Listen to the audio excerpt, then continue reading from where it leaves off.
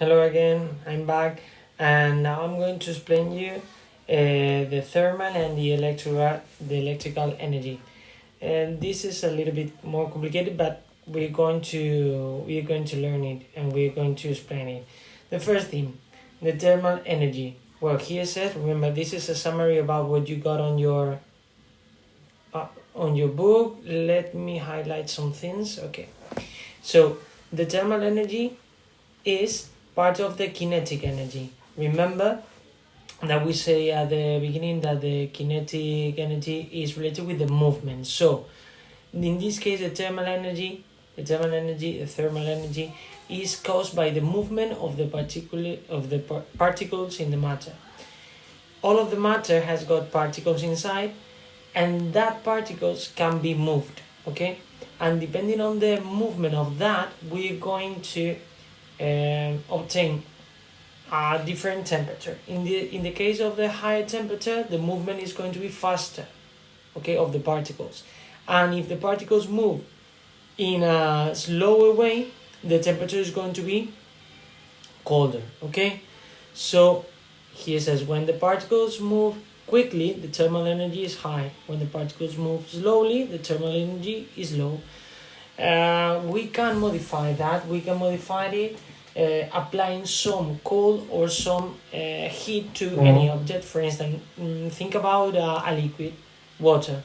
If we heat it, if we apply some fire to it, we are going to increase the temperature, and the movement of the matter, the movement in this case of the particles in the water, is going to be increase, and the temperature is going to increase as well. And if we cool it, for instance with ice, we put it inside the fridge, for instance, the particles are going to move in a slower way, and the temperature is going to be down, is going to be cooler. Okay, we are going to cold it. Okay, when the temperature increases, there is a thermal expansion. Okay, there is a thermal expansion that is, I don't know where, but okay, here, thermal expansion. Here there is a mistake because it's a thermac and it's thermal related. Okay, and the volume increases as well, and it always goes from hot to cold, never from cold to hot. Okay, so imagine that we let a hot soup, and we let it out of the fire, out of the pot, and it's going to tend to be cooler and cooler and cooler. Okay, so it goes from hot to cold.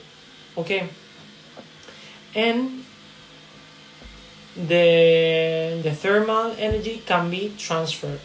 And how is transferred? There are three ways of doing that. I'm going to change the color. Now we're going to use green. Conduction. Sometimes we transfer the thermal energy applying that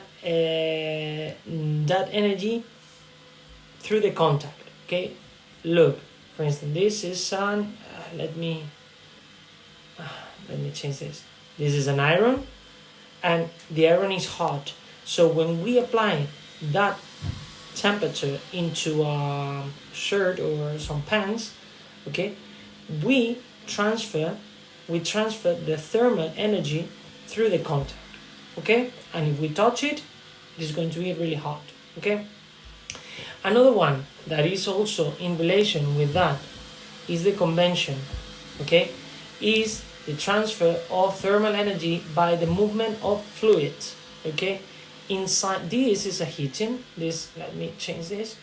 This is a heating, like the one you've got. Let me show. One moment.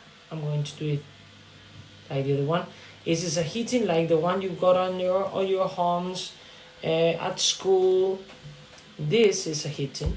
Okay, this is a heating, and that heating is hot, but it also heat the rest of the place, of the room, of the hall, the place where is it.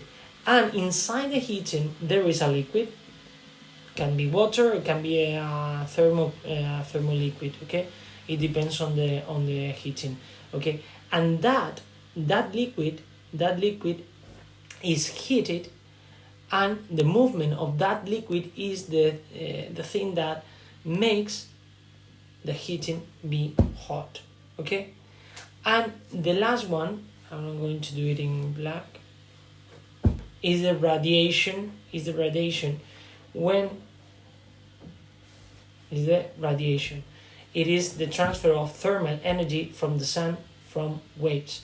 If we go out, not now because we have to be at home, stay at home please. When we go out and the sun is shining, the radiation, the sun rays heat the earth and heat the place where we are. Okay, so if we go outside or even at the balcony and the sun is shining, it hits our body, it hits the house, it hits something that is out. So the radiation of the sun produces a thermal energy. Okay, and that's all. Bye, see you.